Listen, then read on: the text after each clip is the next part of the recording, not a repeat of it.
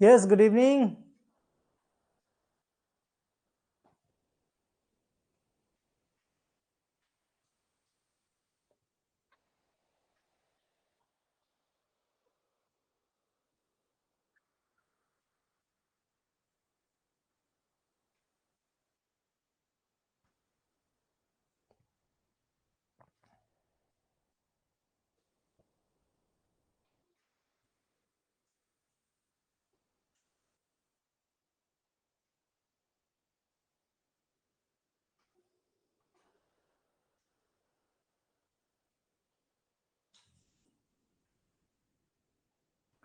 चलो भाई शुरू करें। तो नेक्स्ट एक्ट है फार्मेसी लॉ एथिक्स में, prevention of cruelty to animal act 1960, पशु क्रूरता निवारण अधिनियम, है ना, पशु क्रूरता निवारण अधिनियम 1960। बेसिकली इस एक्ट को क्यों लाया गया था? हालांकि इस एक्ट के आने के बाद भी कोई बहुत ज्यादा बदलाव नहीं आया है, लेकिन हाँ काफी हद तक कंट्रोल चीजें जरूर हुई हैं। पहले लोग जानवरों की हत्या, जानवरों को पकड़ना, जानवरों को अननेसेसरी पेन देना मजे के लिए भी करते थे। अब इस नियम के आने के बाद कम से कम जो एक्सपेरिमेंट किए जाते हैं ढेर सारे, पहले कॉलेज वगैरह जो रहते थे, जैसे बी फार्म कॉलेज है या डी फार्म कॉलेज है, पहले एनिमल हाउस के लिए किसी तरह के अप्रूवल की जरूरत नहीं पड़ती थी। तो जहां पे भी डिप्लोमा या डिग्री या मास्टर डिग्री चल रही है, तो वहां पे एनिमल पे एक्सपेरिमेंट करने के लिए बाकायदे एनिमल हाउस हुआ करते थे। आज की डेट में, है ना, आज की डेट में बहुत कम, मींस अगर बी फार्मा या एम फार्मा कॉलेज है कंबाइंड, तभी एनिमल हाउस मिलेगा। अगर बी फार्मा या एम फार्मा नहीं है, उस कैंपस में सिर्फ डिप्लोमा चल रहा है, तो फिर वहां डिप्लोमा कॉलेज में कोई भी एनिमल हाउस नहीं है। क्यों? क्योंकि इनके अप्रूवल हैं, अप्रूवल लेने के लिए एक अच्छा खासा खर्चा आता है। क्योंकि भाई अप्रूवल कब मिलेगा? जो भी रिकमेंडेशन है, जो नियम कानून है, उसके तहत आपका प्रेमाइसेस, आपकी बिल्डिंग तैयार मिलनी चाहिए, राइट? तो यही एक वजह, डिप्लोमा कॉलेज में एनिमल हाउस यानी किसी भी जानवर पे एक्सपेरिमेंट करके फार्माकोलॉजी में नहीं दिखाया जाता। जबकि जो आप प्रैक्टिकल पार्ट देखोगे फार्माकोलॉजी का सेकेंड ईयर में, तो काफी सारे ऐसे एक्सपेरिमेंट हैं जो एनिमल के ऊपर करने हैं। लेकिन इस एक्ट की वजह से एनिमल्स नहीं, हाँ जहां पे बी फार्मा है, एम फार्मा, वहां एनिमल हाउस है, वहां पे कुछ कॉलेज में ये दिखाया भी जाता है करवा के। लेकिन अगर प्लेन डिप्लोमा कॉलेज है तो नहीं दिखाया जाता। कुल मिला के पशु क्रूरता निवारण अधिनियम ये जानवरों से रिलेटेड एक्ट बनाया गया था कि जानवरों के साथ क्रूरता ना की जाए। अब जानवरों के साथ क्रूरता क्या देखते भाई, अगर जानवर आप पालते हो अपने घर में, है ना, पेट है या एक्सपेरिमेंट के लिए, तो भाई उनको प्रॉपर पर्याप्त खाने पीने का होना चाहिए। जहां वो रह रहे हैं बाकायदे इतनी जगह हो कि वो प्रॉपर घूम सके। ऐसा ना हो कि खाली एक ही पोजीशन पे उनके लिए सफिशिएंट स्पेस भी ना हो घूमने का, मतलब किसी को बांध के नहीं रख सकते, ये नियम बोलता है। लेकिन आज भी ये सब काम धड़ल्ले से हो रहे हैं। उसके पीछे की वजह है क्योंकि इन पे जो भी पेनाल्टीज लगाई गई हैं वो बड़ी कम है। तो इंसान 10-20 रुपया पेनाल्टी के अगर भाई इन पे क्रूरता है ना, इन पे क्रूरता करते हुए पाए गए तो फाइन है 10 रुपया 20 रुपया, बाद में 2000 2500 हो गया। तो कुल मिला के बड़ा आसान सा लोग निकल जाते हैं। तो नियम बनाया गया, लेकिन इसको और भी ज्यादा मजबूत करने की जरूरत है। पहले से ज्यादा मजबूत फिर 2001 में किया गया था, फिर भी बीच में इसमें अमेंडमेंट हुआ है, लेकिन अभी भी इस पे किसी तरह का कोई खास कंट्रोल नहीं हो पाया। जो पढ़े लिखे लोग हैं, कॉलेज लेवल में इनमें इंप्रूवमेंट हुआ है ना। पशु क्रूरता निवारण अधिनियम 1960, ठीक। पशुओं, भारत में पशुओं के खिलाफ क्रूरता को रोकने के लिए सन 1960 में पशु क्रूरता निवारण अधिनियम लाया गया था। साथ ही इस एक्ट की धारा 4 के तहत 1962 में भारतीय पशु कल्याण बोर्ड का गठन, यानी एनिमल वेलफेयर बोर्ड का गठन किया गया था, जो एनिमल्स के रख रखाव, उनके अच्छे बर्ताव, मतलब उनका अच्छे स्वास्थ्य के लिए ये कंसर्न रहते हैं। इस अधिनियम का उद्देश्य पशुओं पर अनावश्यक सजा और जानवरों के प्रति उत्पीड़न की जो प्रवृत्ति है उसको रोकना। कुल मिला के जानवरों को पीटना, जानवरों को मारना, जानवरों को भूखा रखना, उनको पानी न देना, अननेसेसरी उनपे दवाएं इंजेक्ट करना, अननेसेसरी उनको एक्सपेरिमेंट का साधन बनाना, उनको लड़वाना, उनको पकड़ के लेके जाना, ये सब चीजें क्या है, किसी भी तरीके से ये क्रूरता में आती हैं, है ना। Prevention of cruelty to animal act 1960 is an act to prevent the infliction of unnecessary pain। मतलब infliction of pain मतलब बिना किसी जरूरत के उनको पेन देना, suffering on animal, and for that purpose to amend the law relating to prevention of the cruelty to animal। अब कहीं पर भी चले जाओ, बड़ी बड़ी यात्राओं में चले जाओ, वहां देखो जानवर बीमार हैं फिर भी उनसे वजन ढोवाया जाता है, तो ये क्या है, एनिमल क्रूएलिटी अधिनियम के अगेंस्ट में है, इस नियम का वायलेशन है।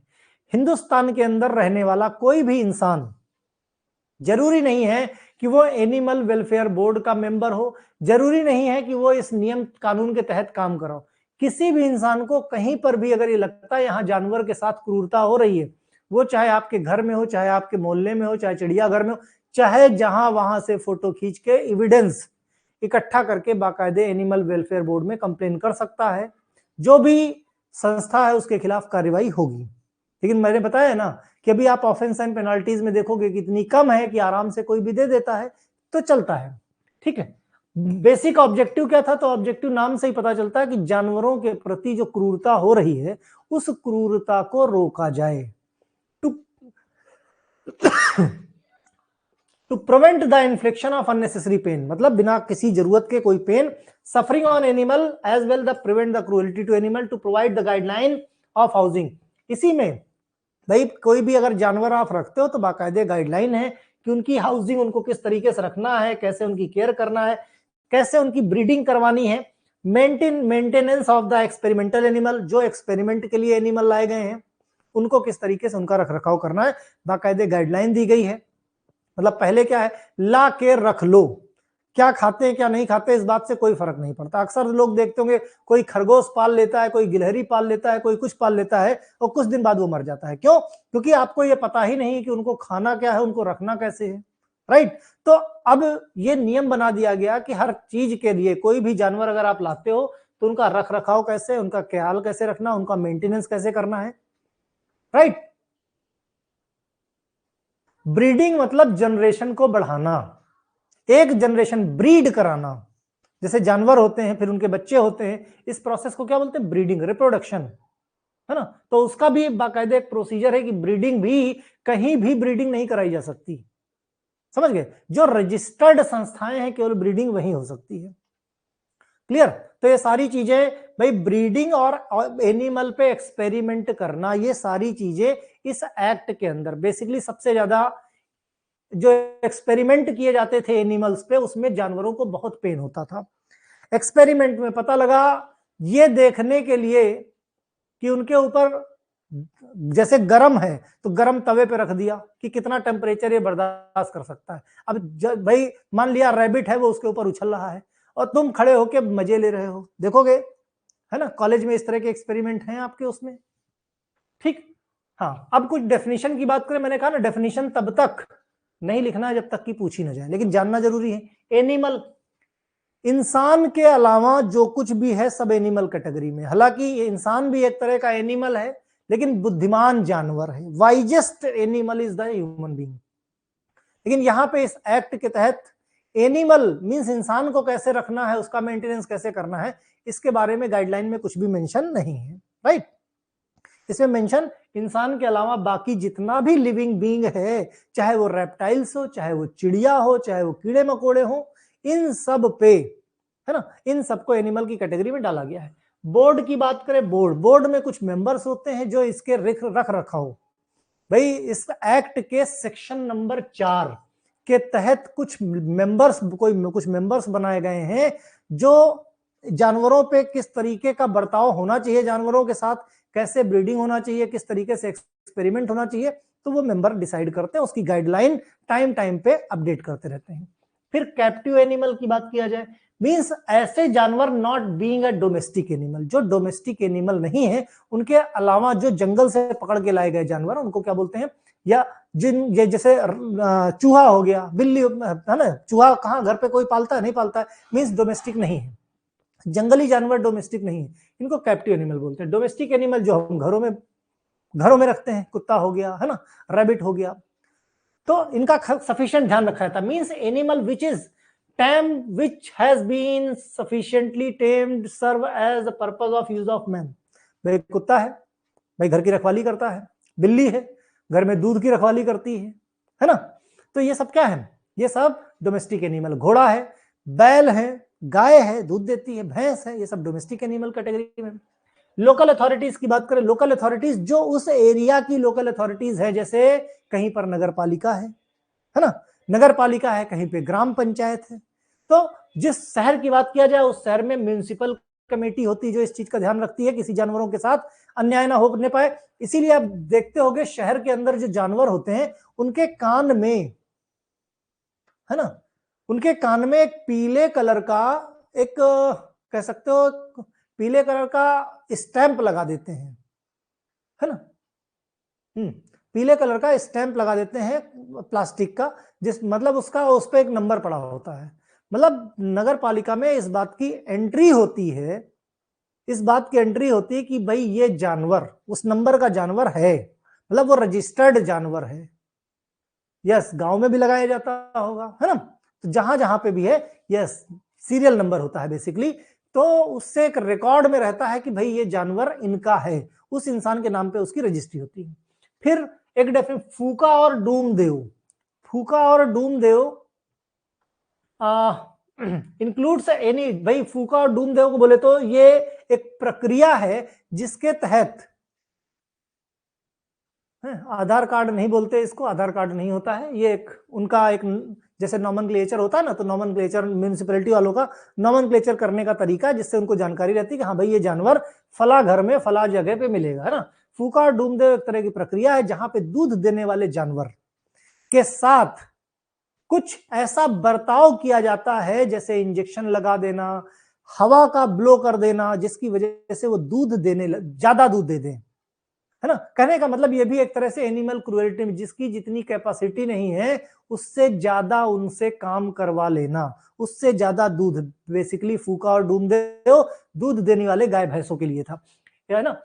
Includes any process of introducing air और एनी सब्सटेंस, भाई या तो एयर ब्लो करो, सब्सटेंस की बात करें तो दवाई दे दी जाती है ना, into the female organs of the milk animal with the object drawing off from the animal any secretion of milk, दूध के लिए डूमदेव यह प्रक्रिया है जिसमें दूध देने वाली गाय या अन्य स्तनधारी जानवर के महिला अंग यानी फीमेल ऑर्गन में हवा या कोई अन्य पदार्थ डाल दिया जाता है जिससे पशु दूध ज्यादा दे देता है।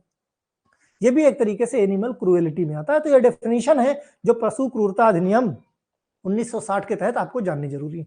अब क्रूएलिटी ऑफ एनिमल क्या है, जानवरों के प्रति क्रूरता क्या है वो देख लेते हैं। Any animal to unnecessary pain और सफरिंग, किसी जानवर को बिना मतलब के दर्द देना गलत है, ये क्रूएलिटी में आता है। Employment any unfit animal for work और लेबर, कोई जानवर बीमार है उससे आप काम करवा रहे हो जबरदस्ती, वजन उठवा रहे हो या कुछ भी करवा रहे हो, ये भी क्रूएलिटी ऑफ एनिमल के अंडर में आता है। Wilfully and unreasonably administration any injurious drug और सब्सटेंस, बिना मतलब के कोई दवा किसी जानवर के अंदर इंट्रोड्यूस, मतलब बिना किसी प्री अप्रूवल के जानवर के अंदर कोई दवा इंट्रोड्यूस कर रहे हो, तो ये भी एक जिससे उसको पेन हो सकता है, जानवर को नुकसान हो सकता है, ये भी क्या है, एक तरीके से क्रूएलिटी ऑफ एनिमल। कीपिंग और confining any animal in any cage of insufficient size non permitting it reasonable movement, किसी भी जानवर को एक छोटे से केज के अंदर बंद कर देना जिसमें सफिशिएंट जगह नहीं है उसके घूमने फिरने की, ये भी क्रूएलिटी ऑफ एनिमल में आता है। Failure to provide animal with sufficient food, भाई कोई जानवर अगर आप रखते हो तो उसको सफिशिएंट फूड, सफिशिएंट पीने के लिए सफिशिएंट शेड नहीं दे सकता ओनर, तो वो ओनर भी क्या है, ऑफेंसिव है। मतलब ये भी एक तरीके का क्रूएलिटी है कि भाई अगर उसको शेड नहीं दे सकते हो, पीने का पानी, खाने के लिए उसको चारा नहीं दे सकते हो, तो ये भी क्रूएलिटी ऑफ एनिमल है। नीडलेसली मल्टीलेटिंग एनी एनिमल और किलिंग एनी एनिमल इन अननेसेसरी क्रूएल मैनर, किसी जानवर को मारना, और मारना कैसे, दर्द देके मारना ये भी क्रूएलिटी ऑफ एनिमल है ना। एक्सपेरिमेंट में जानवर मारे जाते हैं, लेकिन उनका बाकायदे एक प्रोसीजर है। कोई भी अगर उनपे ऑपरेशन मींस सेक्शन किया जाता है, तो उसके पहले उनको एनेस्थीसिया दिया जाता है, मींस उनको बेहोश किया जाता है, ऐसे नहीं चीर फाड़ दिया जाता। वहां पे सैक्रिफाइस टर्म आता है। जहां पे क्रूएलिटी के साथ मारा जाता है, वहां पे किलिंग टर्म आता है। दोनों शब्द में अंतर है।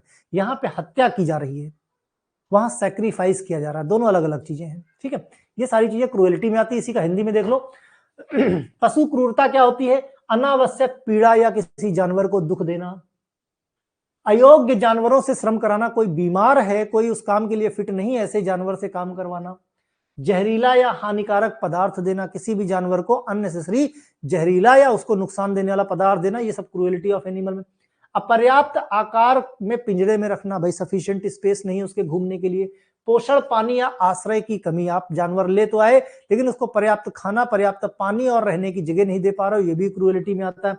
जानवरों का अनावश्यक रूप से मांसपेशियों को काटना या मारना, सिर्फ मजे के लिए, है ना, सिर्फ उनको दर्द देने के लिए ये सब करना, ये सब क्रूएलिटी में आता है।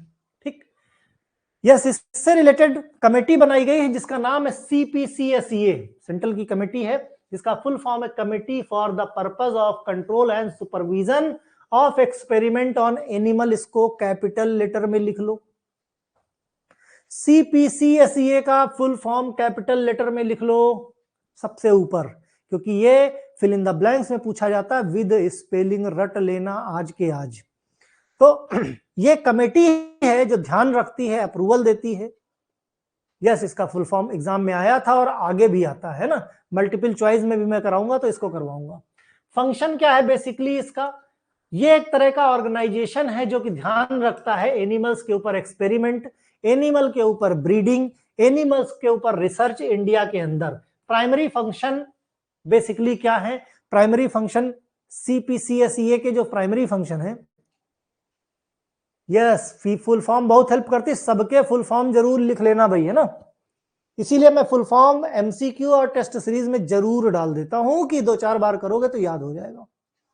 ठीक, registration of establishment conducting animal experimentation और ब्रीडिंग, जहां पर एनिमल का एक्सपेरिमेंट हो रहा है, एनिमल के ऊपर एक्सपेरिमेंट किए जा रहे हैं, या एनिमल की ब्रीडिंग के लिए वहां पे फैसिलिटीज हैं, एनिमल की ब्रीडिंग करवाई जा सकती है, ऐसी सभी संस्थाओं का रजिस्ट्रेशन करना किसके, CPCSEA की जिम्मेदारी होती है।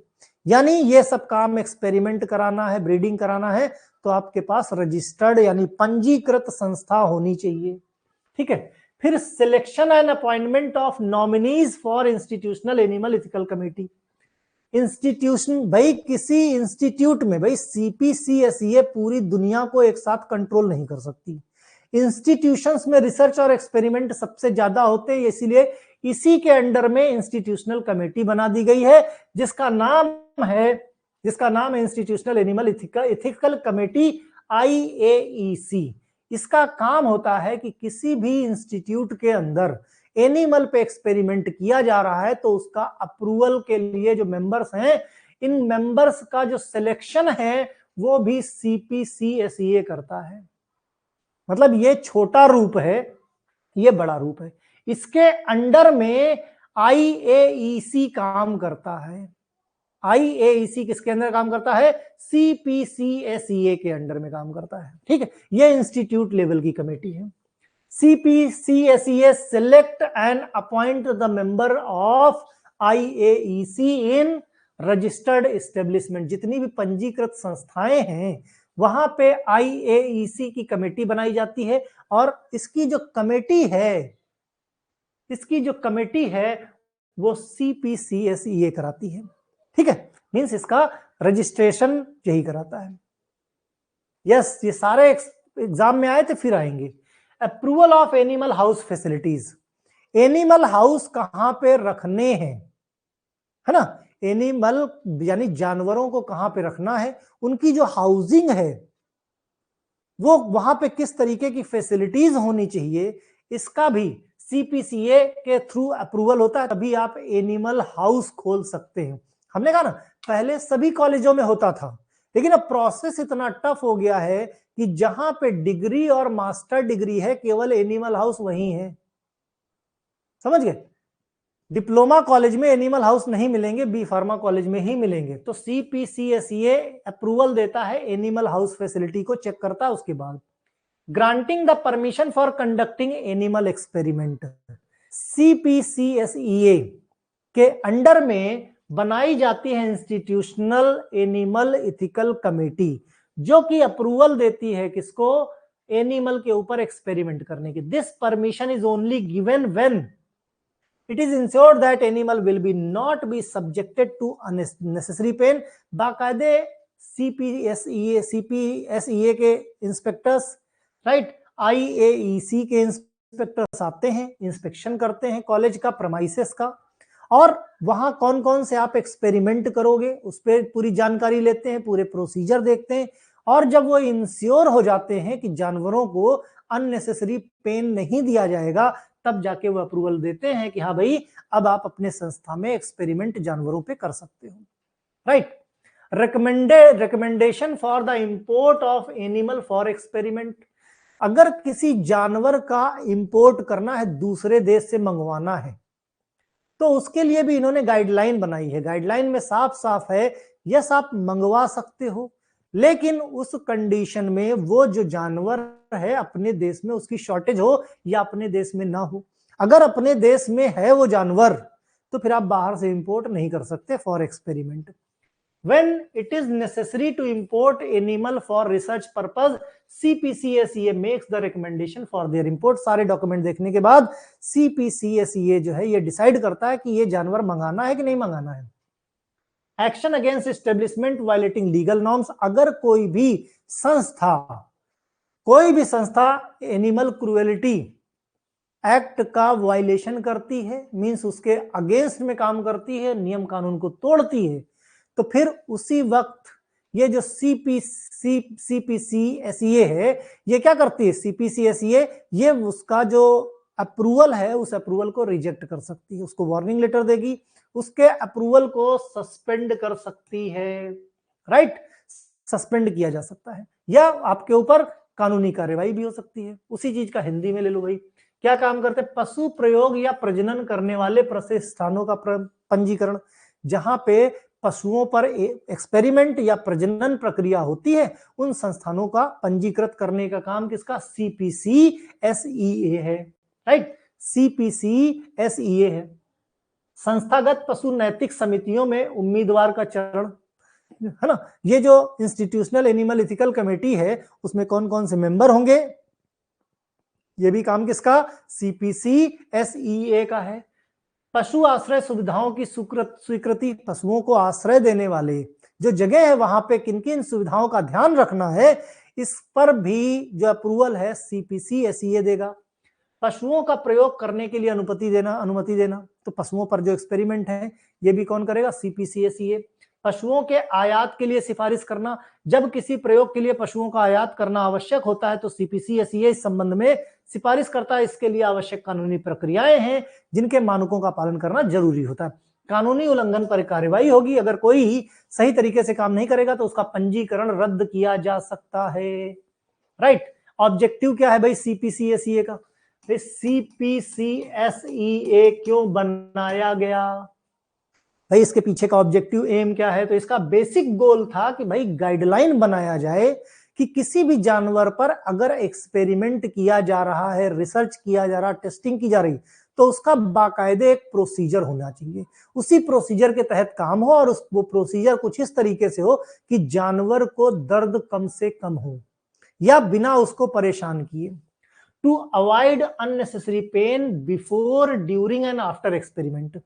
किसी भी जानवर को अननेसेसरी पेन नहीं होना चाहिए, ना तो एक्सपेरिमेंट करने के पहले, ना एक्सपेरिमेंट करने के दौरान, ना एक्सपेरिमेंट करने के बाद, है ना। बेसिक ऑब्जेक्टिव CPC-SEA का था कि किसी जानवर पर एक्सपेरिमेंट करने के पहले, एक्सपेरिमेंट होने के दौरान और एक्सपेरिमेंट होने के बाद भी किसी तरह का pain now to provide the guideline for housing. हमने पहले बताया कि भाई जानवरों के रख रखाव, जानवरों के प्रजनन, जानवरों की देखभाल और उनको किस तरीके से आश्रय देना है, राइट। अगर एक्सपेरिमेंट एक्सेप्टेबल है तो उसके लिए बाकायदे एनेस्थीसिया का प्रोसीजर होना चाहिए। पहले जानवर को बेहोश करो, एनेस्थीसिया दो, उसके बाद उस पर एक्सपेरिमेंट कर सकते हो। अगर हिंदी की बात करें तो मेन एम क्या है? अनावश्यक दर्द से बचाओ, जानवर को अनावश्यक दर्द नहीं देना, जानवर को आश्रय, देखभाल, प्रजनन, रख रखाव के लिए दिशा निर्देश यानी गाइडलाइन जारी की गई। प्रयोगात्मक जानवरों का सोर्स अनुसंधान के लिए स्वीकृत सोर्स होना चाहिए। ये नहीं कि भाई रास्ते में कुत्ता दौड़ता हुआ जा रहा है, गए जाल डाले, पकड़ लाए और चीर फाड़ डाले, ये सब काम नहीं होने चाहिए। बाकायदे जो भी जानवर आएंगे पंजीकृत संस्था से, जो संस्थाएं रजिस्टर्ड हैं, केवल आप एनिमल्स वहीं से ले सकते हैं। स्वीकृत प्रयोगात्मक प्रक्रियाएं, भाई प्रयोगात्मक प्रक्रियाएं स्वीकृत तभी होंगी जब उसमें एनेस्थीसिया का इस्तेमाल किया जाएगा। मींस शारीरिक या मानसिक पीड़ा किसी जानवर को किसी भी एक्सपेरिमेंट की वजह से नहीं होना चाहिए। Institutional animal ethical committee IAEC की बात करते हैं तो बेसिकली ये जो इंस्टीट्यूट लेवल पे कमेटी बनाई जाती है CPC-SEA के द्वारा, इसमें 8 मेंबर होते हैं। कौन, कितने मेंबर? 8 मेंबर। अक्सर ये पूछ लेते हैं मेंबर्स ऑफ IAEC कौन कौन होगा भाई? पहले तो फुल फॉर्म पूछ लेते हैं इंस्टीट्यूशनल एनिमल एथिकल कमेटी। कौन कौन होंगे? एक बायोलॉजिकल साइंटिस्ट होगा, है ना, एक साइंटिस्ट होगा जो डिफरेंट बायोलॉजिकल डिसिप्लिन से होगा, दूसरी फील्ड से होगा। एक वेटनरी डॉक्टर होगा जो एनिमल की केयर, भाई जानवरों पे एक्सपेरिमेंट करना है तो जानवरों का एक डॉक्टर भी चाहिए। एक scientist in charge of animal house facility, भाई एक साइंटिस्ट इंचार्ज चाहिए जो एनिमल हाउस है। अब सोच के देखो, इतने लोग चाहिए होते तब जाके एनिमल हाउस का एक्सपेरिमेंट करना, एनिमल हाउस बनाने का अप्रूवल मिलता है। तो कोई छोटे मोटे कॉलेज इतने लोगों को क्या सैलरी दे पाएंगे क्या, है ना? तो भाई एक साइंटिस्ट इंचार्ज होता है जो एनिमल हाउस का ध्यान रखता है। Scientist from outside the institute, एक इंस्टीट्यूट के बाहर का होना चाहिए, क्योंकि बाहर का होगा, अगर वो जॉब में होगा इंस्टीट्यूट के अंदर, इंस्टीट्यूट से सैलरी ले रहा होगा तो इंस्टीट्यूट के बारे में कभी गलत नहीं बोलेगा। लेकिन इसीलिए इंस्टीट्यूट के बाहर का एक साइंटिस्ट रखा जाता है कि अगर जानवरों के पे किसी तरह की कोई कार्यवाही गलत की जा रही, उनको फालतू का दर्द दिया जा रहा, तो कम से कम कोई आवाज उठाने वाला चाहिए। एक non scientist socially aware member, एक मेंबर जो कि साइंटिस्ट नहीं है, सोशली अवेयर है, सामाजिक इंसान है, उसको भी इसका मेंबर बनाना चाहिए, है ना।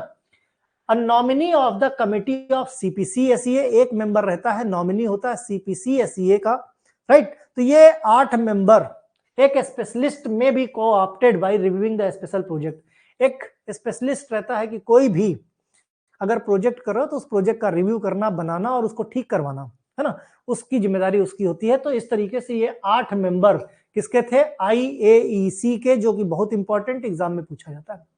अब ब्रीडिंग ऑफ एनिमल की बात करें, breeding of animal, breeding and stocking of animal. तो इसमें सबसे पहले बात करेंगे ब्रीडिंग की, फिर बात करेंगे स्टॉकिंग की। ब्रीडिंग ऑफ एनिमल मतलब प्रजनन, पशु प्रजनन बेसिकली, है ना।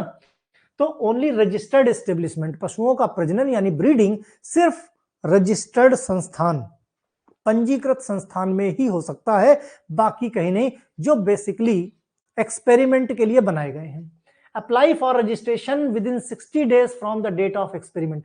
जिस डेट को आपको एक्सपेरिमेंट करना है उस डेट के 60 दिनों के अंदर, है ना, उस दिनों के 60 दिन के अंदर आपको बाकायदे अप्लाई कर देना है। जिस दिन मतलब आपको ब्रीडिंग करवानी है किसी एनिमल की, है ना। तो अगर एनिमल पे ब्रीडिंग, किसी एनिमल की ब्रीडिंग करवानी है तो 60 दिन, मतलब जब करवानी है उसके 60 दिन के पहले या 60 दिन के अंदर आपको एक्सपेरिमेंट की जानकारी दे देनी है किसी पंजीकृत संस्था में, है ना। For registration establishment breeders include the universities, college, government of India has set up the committee for the control and supervision of experiment, है ना। तो रजिस्ट्रेशन के बाद जब आप स्टेब्लिश करने लगेंगे तो स्टेब्लिश करेंगे चाहे कॉलेज में, किसी यूनिवर्सिटी में, या कोई सेपरेट संस्थान बनाते हैं आप, तो बाकायदे CPCSEA की टीम जाएगी इंस्पेक्शन के लिए। अंडर द ये काम करेंगे under the ministry of social justice empowerment. कहां पे है? सृष्टि भवन न्यू दिल्ली। कहां पे है? सृष्टि भवन न्यू दिल्ली। तो एनिमल एथिकल कमेटी पे काम कौन करता है, ध्यान कौन रखता है? सृष्टि भवन। कहां पे है? नई दिल्ली में है, ध्यान रहे चीज। ठीक। ब्रीडिंग क्यों करवाई जाती है? बेसिकली किसी चीज की नस्ल को और अच्छा करने के लिए। मान लिया कि एक ये है ब्रीड, भाई एक ब्रीड बी है, एक ब्रीड ए है।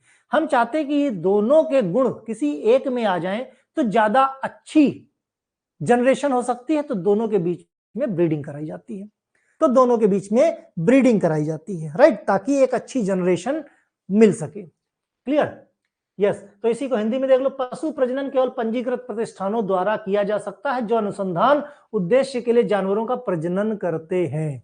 उद्देश्य में पशुओं के प्रजनन की अनुमति केवल तब दी जाती है जब वो सरकारी मानकों और दिशा निर्देशों का पालन करते हैं, है ना। सरकारी मानक का पालन करेंगे तभी प्रजनन की अनुमति दी जाएगी। पंजीकरण के लिए आवेदन करना है अगर रजिस्ट्रेशन के लिए, तो प्रतिष्ठानों को अपने प्रजनन कार्य के लिए पंजीकृत प्राप्त करने के लिए 60 दिनों के भीतर आवेदन करना आवश्यक है। जिस दिन से प्रयोग की तिथि शुरू होती है उसके 60 दिन के अंदर। पंजीकृत प्रक्रिया प्रतिष्ठानों और प्रजनकों, जिसमें कि विश्वविद्यालय भी हो सकते हैं, कॉलेज भी शामिल हैं, है ना, भारत सरकार के द्वारा CPCSEA कमेटी क्या करती है? इसको स्थापित करती है। और ये बेसिकली सामाजिक न्याय और आधिकारिक मंत्रालय के तहत, जिसको बोलते हैं social justice and empowerment ministry, जो कि कहां पे रेगुलेट होती है? दिल्ली के सृष्टि भवन में। एग्जाम में क्वेश्चन पूछा जाता है कि भाई एनिमल क्रूएलिटी अधिनियम जो बनाया गया है, पशु क्रूरता अधिनियम, ये किसके तहत, इसका संचालन कहां से होता है? तो सृष्टि भवन से होता है भाई। ठीक। यस। अब स्टॉकिंग की बात की जाए, जानवरों को रखना है। स्टॉक, अभी ब्रीडिंग की बात थी, अब स्टॉकिंग की बात की, भाई जानवरों को रखना है। अब जानवरों को स्टॉक करके रखना है तो भाई उनकी लोकेशन, ऐसी लोकेशन होनी चाहिए, पहले पढ़ लो, है ना, उसके बाद तुम्हारा स्पेशल बैग, उसके बाद तुम्हारा एग्जिट एग्जाम, तुम्हारा सारी जानकारी मिलती रहेगी। ठीक। तो भाई जो स्टॉकिंग की बात की जा रही है, animal shall be stocked by breeders और एस्टेब्लिश्ड इन फॉलोइंग मैनर। जो ब्रीडिंग करने के लिए पंजीकृत है या स्टॉकिंग के लिए पंजीकृत है वो रख रखाव रख सकते हैं अपने यहाँ। लेकिन अब भाई जानवरों को स्टॉक करके रखना, स्टोर करके रखना है, अपने यहाँ पे पालना है, तो उसके लिए भी गाइडलाइन दी गई है। गाइडलाइन ऐसी कि ऐसी लोकेशन हो जहां पे एटमॉस्फेयर क्वाइट हो, मतलब शांत हो, राइट, ज्यादा जानवर डिस्टर्ब, ज्यादा ट्रैफिक के आसपास ना हो। एंड प्रमाइसेस केप्ट टाइडी, साफ सुथरा हो, हाइजीनिक होना चाहिए। एनिमल प्रोटेक्टेड फ्रॉम ड्रॉट, सूखा से, बाढ़ से, जरूरत से ज्यादा ठंडी, जरूरत से ज्यादा गर्मी से भी इनके बचाव की सारी व्यवस्थाएं वहां होनी चाहिए। एनिमल केज इतना स्मॉल नहीं, इतना छोटा नहीं होना चाहिए कि जानवर घूम ना पाए, मीन सफिशिएंट स्पेस होना चाहिए। एक केज के अंदर जरूरत से ज्यादा ओवर क्राउडिंग नहीं होनी चाहिए, means over crowding is avoided, जरूरत से ज्यादा लोग ना हो, मीन्स उतने ही जानवर रखे जाएं जो आराम से घूम फिर सकते हैं उसके अंदर। Animals attendant must be suitably trend, जो एनिमल स्टॉकिंग कर रहा है आदमी, हाइजीन का मतलब बेटा साफ सफाई, गंदगी नहीं होनी चाहिए। जो एनिमल अटेंडेंट है, जो जानवरों का टेक केयर करता है, जो देखभाल करता है, वो ऐसा नहीं कि गांव से किसी भी इंसान को बुला लिया और उससे कहा भाई चलो तुमको हम 2-3 हजार देते हैं, इन जानवरों की देखभाल करो, वो डंडा लेके टहलता रहे। बाकायदे इनके लिए पढ़े लिखे लोग होते हैं, ट्रेंड होने चाहिए।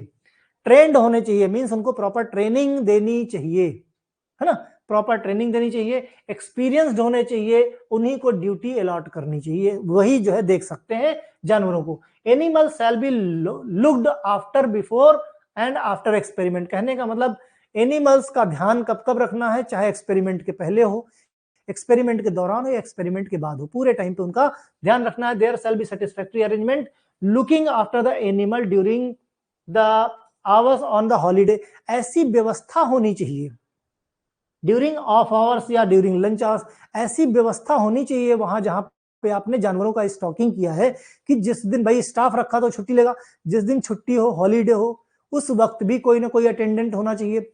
लंच टाइम हो उस दिन भी कोई अटेंडेंट होना चाहिए। तो उसके लिए इनमें क्या व्यवस्थाएं क्या करते हैं कि नंबर ऑफ पीपल्स जो होते हैं क्या करते हैं, सबकी छुट्टी के दिन अलग अलग होते हैं। किसी की सैटरडे छुट्टी है, किसी की संडे छुट्टी है, किसी की वेडनेसडे छुट्टी। तो उस हिसाब से उन्होंने अपना साइकिल बना रखा है। मींस कोई ना कोई इंसान हॉलीडे पे भी वहां पे बाकायदे ड्यूटी देगा, क्योंकि आप तो छुट्टी देके सो जाओगे, जानवर बेचारे भूखे मर जाएंगे, है ना।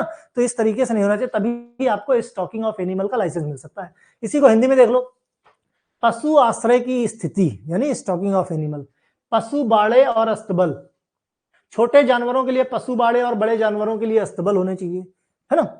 पशु परिचालकों का प्रशिक्षण और अनुभव, भाई जो अटेंडेंट होने चाहिए, ट्रेंड और एक्सपीरियंस होने चाहिए। पशुओं की देखभाल प्रयोग से पहले भी और प्रयोग के बाद भी, भाई जो जानवर आप स्टॉक करते हो एक्सपेरिमेंट के पहले एक्सपेरिमेंट के बाद उसकी देखभाल होनी जरूरी है। अवकाश और छुट्टियों के दौरान देखभाल की व्यवस्था होनी चाहिए, ठीक है। फिर परफॉर्मेंस ऑफ एक्सपेरिमेंट की बात किया जाए, अब जानवरों पे बाकायदे जब एक्सपेरिमेंट किया जाता है, ठीक, तो भाई जानवर पे जब एक्सपेरिमेंट किया जाता है तो सबसे ज्यादा जरूरी यह है कि जानवर पहली चीज तो पूरी तरीके से फिट होना चाहिए, तभी आप जानवरों पे एक्सपेरिमेंट कर रहे हो। जानवरों पे एक्सपेरिमेंट जो भी करेगा वो ट्रेंड पर्सन होगा, कोई नया नहीं करेगा ताकि अननेसेसरी पेन ना हो। अगर किसी तरह का सीजर कर रहे हो, किसी तरह का काट छांट कर रहे हो, तो उस कंडीशन में वहां पे एनेस्थीसिया का इस्तेमाल करना है। मतलब कुल मिलाकर जानवर को पेन नहीं होना चाहिए। Experiment shall be perform in every case by under the supervision of person duly qualified, means person पूरी तरह से क्वालिफाइड होना चाहिए। डिग्री या डिप्लोमा वेटनरी का होना चाहिए, वेटनरी साइंस का डिग्री या डिप्लोमा होना चाहिए, तभी वो एक्सपेरिमेंट कर सकता है।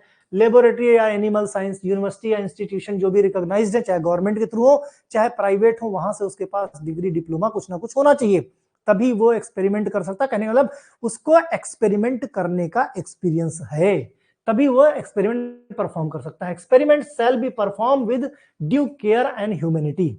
जानवरों के साथ जब एक्सपेरिमेंट करो तो जानवरों की केयर और ह्यूमैनिटी के साथ, मींस इंसानियत होनी चाहिए। ऐसा नहीं कि बस पकड़ के उसको घुमाए दे रहे हैं। Animal intended for performance of experiment are properly looked both before and after. Experiment के पहले और एक्सपेरिमेंट के बाद दोनों तरीके से जानवर का ध्यान रखना चाहिए। Anaesthesia shall be administered by veterinary surgeon. कोई भी एनेस्थीसिया, अब तुम्हें नहीं कि भाई जानवर चिल्ला नहीं पाएगा कहीं भी इंजेक्शन घुसा दिए। जो एनेस्थीसिया सर्जन होगा, वेटनरी का एनेस्थीसिया सर्जन होगा, सिर्फ वही ये काम कर सकता है, वही एनेस्थीसिया दे सकता है। उसके बाद जो ट्रेंड टेक्नीशियन होगा वो फिर आगे एक्सपेरिमेंट परफॉर्म कर सकता है, ठीक। प्रयोगकर्ता की योग्यता, प्रयोगों में सावधानी, मानवता होनी चाहिए। प्रयोग के लिए जानवरों की देखभाल, एनेस्थीसिया का भी बाकायदे वहां पे प्रावधान होना जरूरी है।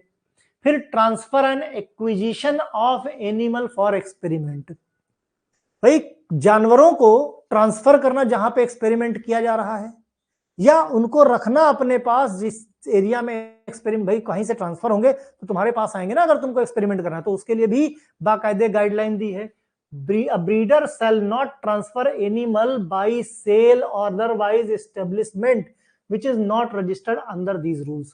जो ब्रीडर्स होते हैं वो किसी भी जानवर को ऐसे ही किसी को नहीं ट्रांसफर कर सकते, ऐसे ही किसी को बेच नहीं सकते, राइट।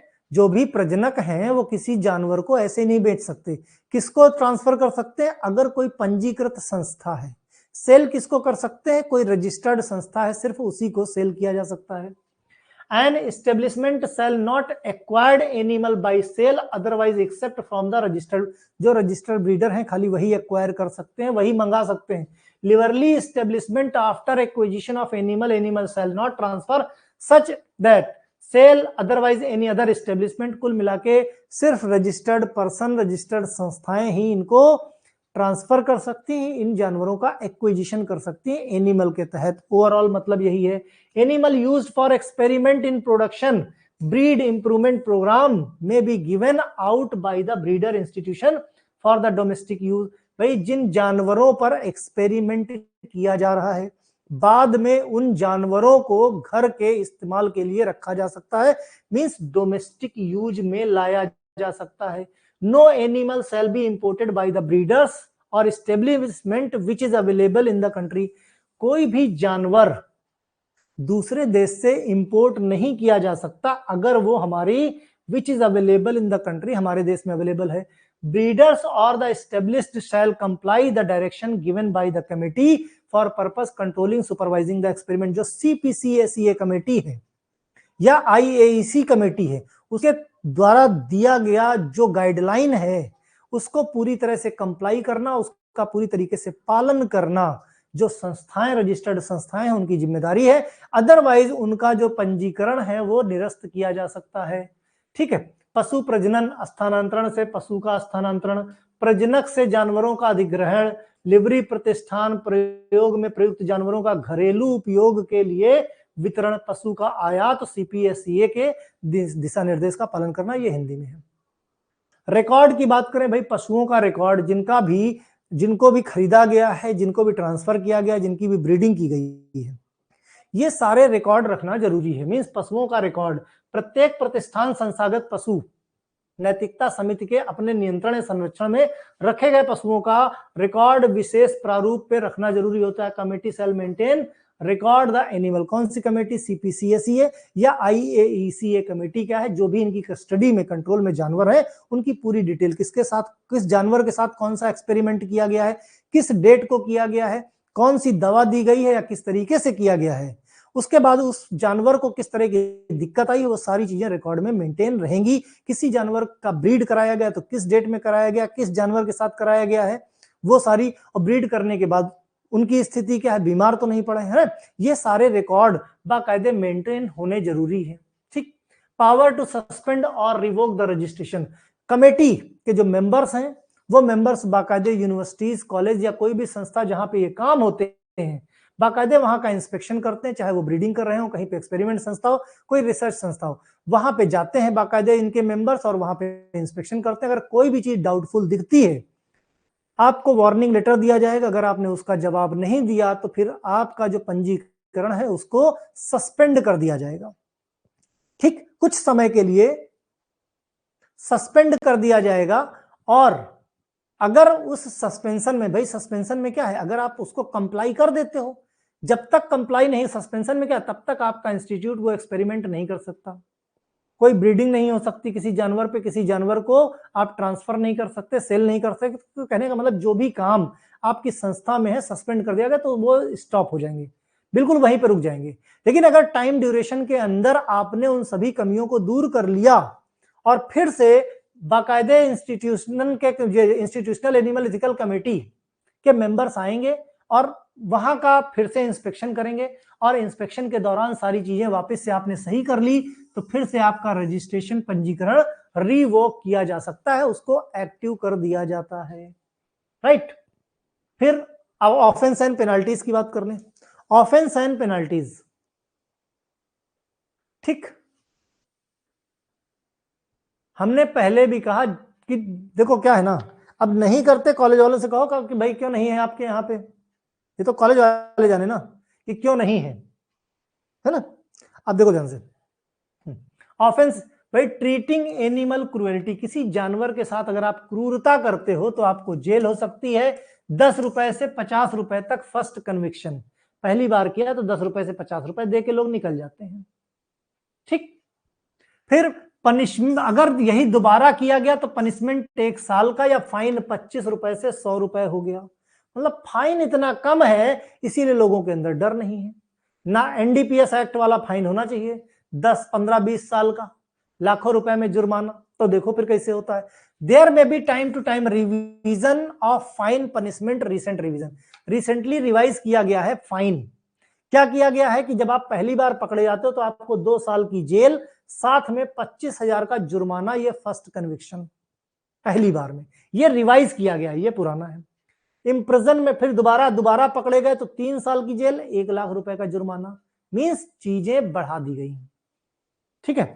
परफॉर्म, अगर कहीं पे आप फूका या डूमदेव जैसा कुछ भी परफॉर्म करते हो, फूका और डूमदेव हमने बताया कि भाई जो दूध देने वाले जानवर हैं, स्तनधारी जानवर हैं, उनके साथ कुछ ऐसा करना जिससे कि वो दूध ज्यादा है, कोई सब्सटेंस या कोई हवा है ना, ब्लो करना जिससे कि वो दूध ज्यादा देने लगे, तो ये भी एक तरह की क्रूरता में आता है। अगर ऐसा कोई काम करते हुए पकड़े गए तो 2 साल की सजा, 10,000 की का जुर्माना या दोनों लग सकता है।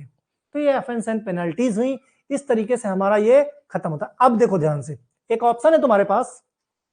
ऑप्शन क्या है कि कल है सैटरडे, राइट, कल है सैटरडे, या तो इसके आगे पॉइजन एक्ट देख लो, या तो पॉइजन एक्ट देख लो, या दूसरा ऑप्शन ये है कि हमने जो एनडीपीएस एक्ट पढ़ा, एनडीपीएस पढ़ा है ना, फिर एनिमल क्रुएलिटी पढ़ा, मैं drug and magic remedies act पढ़ा, या तो ये तीनों एक्ट के एमसीक्यू कर लो, ठीक, या तो एमसीक्यू कर लो, एमसीक्यू, या फिर पॉइजन एक्ट पढ़ लिया जाए, एमसीक्यू, ठीक है। तो ये तीनों एक्ट पढ़ के आना, कल की क्लास में इन तीनों के एमसीक्यू, जो भी रिलेवेंट क्वेश्चन एग्जाम में पूछे जाने की संभावना है वो सारे एमसीक्यू इसमें कवर किए जाएंगे, राइट। तो तीनों एक्ट देखो, तभी मजा आएगा जब तीनों एक्ट पढ़ लेना, क्लियर, जब तीनों एक्ट पढ़ लेना, ठीक। चलो भाई, बाय बाय। आलोक गौतम मैसेज कर दो, ऐड कर लिए जाओगे बेटा।